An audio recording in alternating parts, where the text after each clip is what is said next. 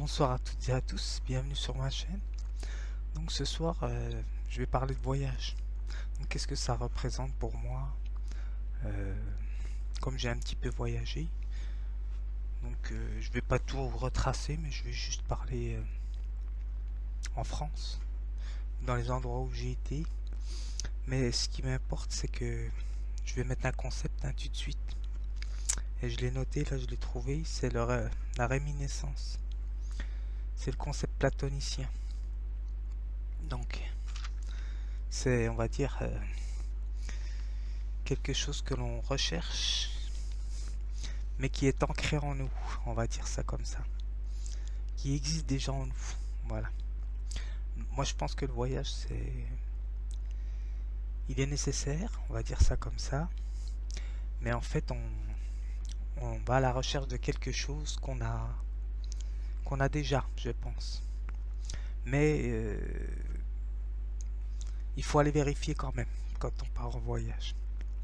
Bon, je vais lire déjà la définition du voyage. Là, je l'ai prise. Celle-là, elle me convient parfaitement. Donc, le voyage, c'est un déplacement dans l'espace. J'aurais pu utiliser le concept d'espace aussi. Mais il est complexe, donc c'est pour ça que je ne le mets pas. Donc il faut prendre en compte l'étendue, donc les deux dimensions de l'étendue. Parce que espace et étendue en philosophie, c'est pas la même chose. Et l'espace, c'est en trois dimensions. Donc je recommence. Voyage, définition. C'est un déplacement dans l'espace contraint effectué vers un but plus ou moins éloigné, dans un but personnel. Donc il y a plusieurs manières de voyager, bien sûr, hein. Mais c'est intéressant parce qu'ils ont mis le terme contraint. Et c'est pour ça que ça me fait penser à le fait de se déplacer. Ce n'est jamais vraiment notre personne qui décide. C'est ça qui est intéressant de voir que la définition elle est assez précise, quoi. Et en fin de compte, il y a plusieurs raisons. Donc bien sûr, il y a soit on y va, on y va parce que on va aller voyager pour découvrir d'autres cultures, d'autres manières de vivre, modes de pensée aussi. C'est pour ça que c'est important d'y aller, surtout quand on part à l'étranger. Et en fin de compte, c'est la guerre, hein, bien sûr. Un petit clin d'œil pour les migrants et pour des causes professionnelles aussi, quand on n'a pas le choix aussi. Donc c'est pour ça ils ont fortement souligné que c'était contraint le voyage. Et c'est pas bête, quoi. Mais moi je pense que c'est vouloir répondre à certaines questions le voyage. C'est pas autre chose. Parce que ça peut être une fuite aussi. Tout dépend. Une fuite même inconsciente, hein. Je vais pas faire le psy, hein, mais bon, c'est possible aussi. Alors je vais lire la définition de la réminiscence.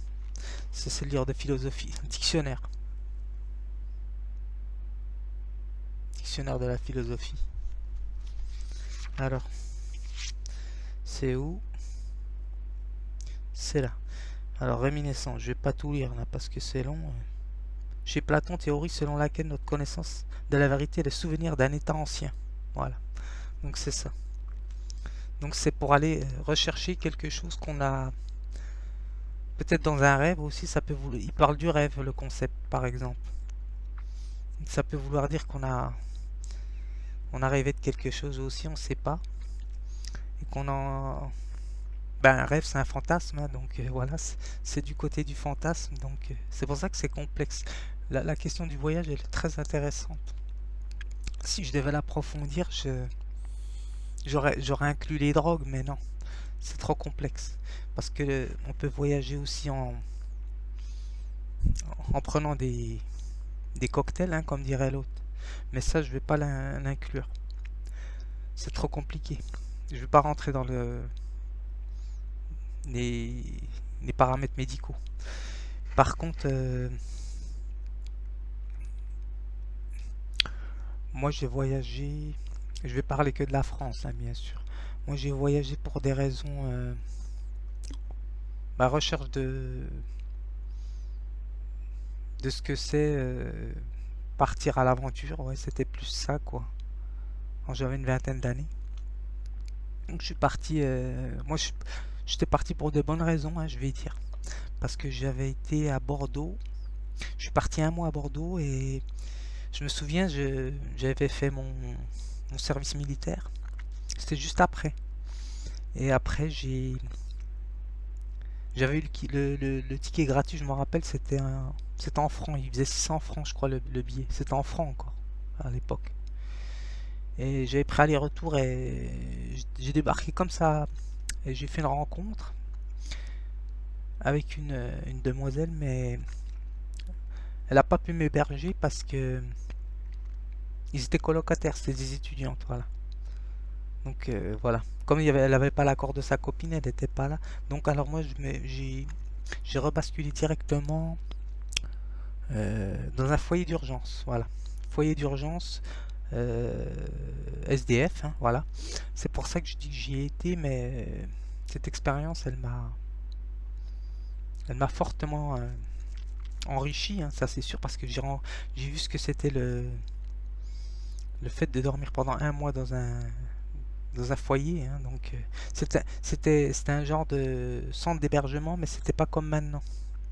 On pouvait y rester, on pouvait y rester 2 semaines. J'étais resté 2 semaines et je suis parti dans un autre centre d'hébergement. On pouvait rester 2 semaines là-bas à Bordeaux. Et en fin de compte, on venait le matin, tu dormais le matin et tu prenais le petit déj et tu mangeais pas l'après-midi.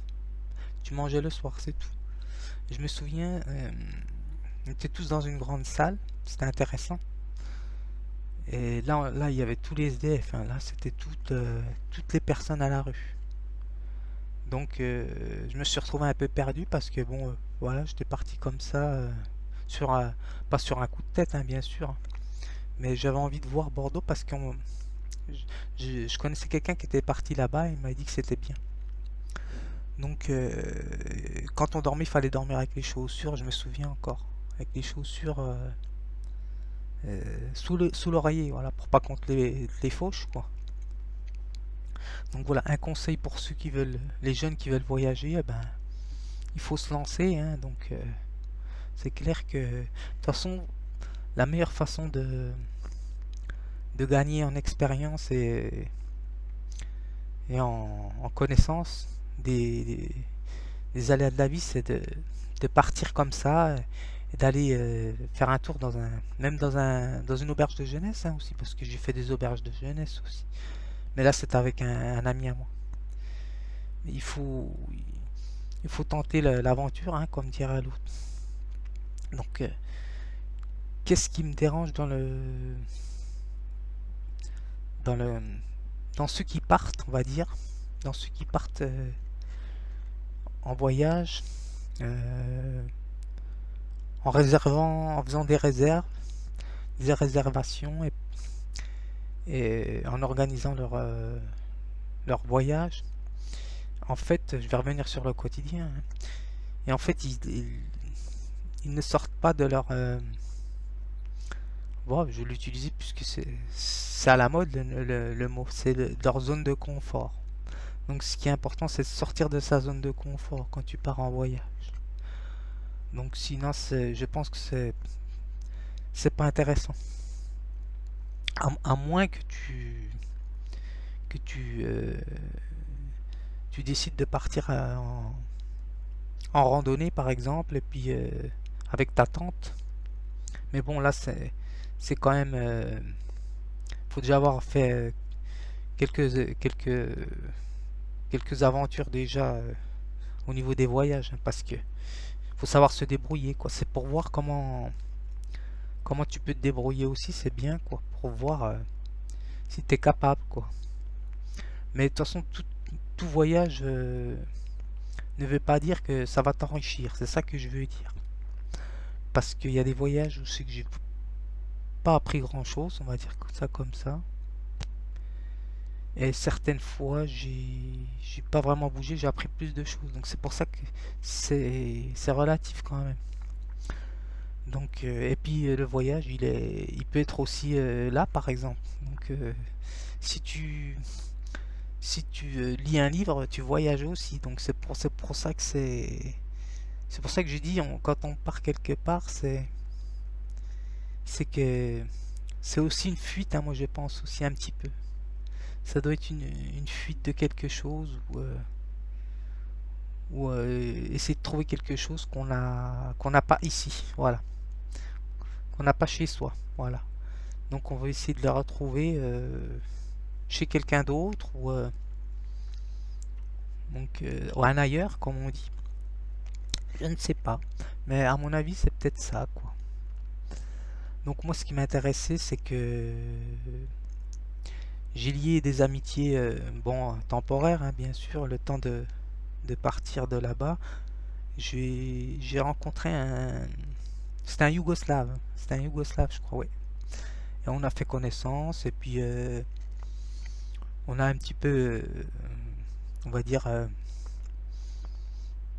visité Bordeaux. Lui, il connaissait un petit peu, donc... et en fin de compte, après, je suis reparti, quoi. Je suis reparti tranquillement. Et bon, ce que j'ai appris, on va dire, dans la petite expérience là, on va dire de un mois, même pas, c'était 27 ou 26 jours. C'est que bah, ce qui est bien, c'est que j'ai mangé quand même gratuitement, hein. Donc j'avais pris un peu d'argent de poche, bien sûr, mais j'avais, j'avais, euh, j'avais à manger le soir, donc l'après-midi, par contre, c'était fermé. Et le matin, il y avait le petit-déj, c'est tout. Donc, ce que j'ai appris, c'est que je sais ce que c'est, quoi, qu'être à la rue, quoi. Je sais que demain, par exemple, si j'étais à la rue, ouais, je pense que je me débrouillerais, ouais, ça c'est sûr. Donc voilà, il faut savoir se projeter comme ça, ne pas avoir trop peur d'être trop dans l'appréhension, c'est pas bon non plus. Mais il faut pas non plus être kamikaze, hein, donc il faut savoir réfléchir, il faut pas faire n'importe quoi quand tu es dans la rue. Parce que moi je me souviens, euh, au tout début j'avais été le soir même j'avais été dans une cabine parce que je devais prendre le train. Devais prendre le train, j'avais pas dormi. La gare était fermée le jour-là. Je suis resté dans la cabine, je me souviens, cabine téléphonique, sans dormir par contre. J'ai pas pris de risque pour prendre le train le matin même tôt de bonne heure. C'était un train de bonne heure, hein. Je crois que c'était à 6h30 ou 7h, je sais plus.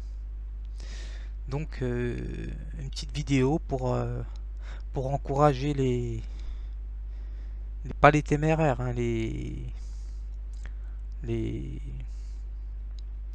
aventuriers, hein. Donc n'hésitez pas à profiter de sillonner un peu la France ou d'autres endroits, hein. Donc il faut pas avoir peur de se lancer. Donc je sais qu'il y en a déjà qui sont assez en avance là-dessus, donc c'est bien, quoi. Parce que rien n'est stable, hein, comme j'ai dit, de toute façon le quotidien il est ici et maintenant, comme dirait l'intemporel. Bon, à bientôt.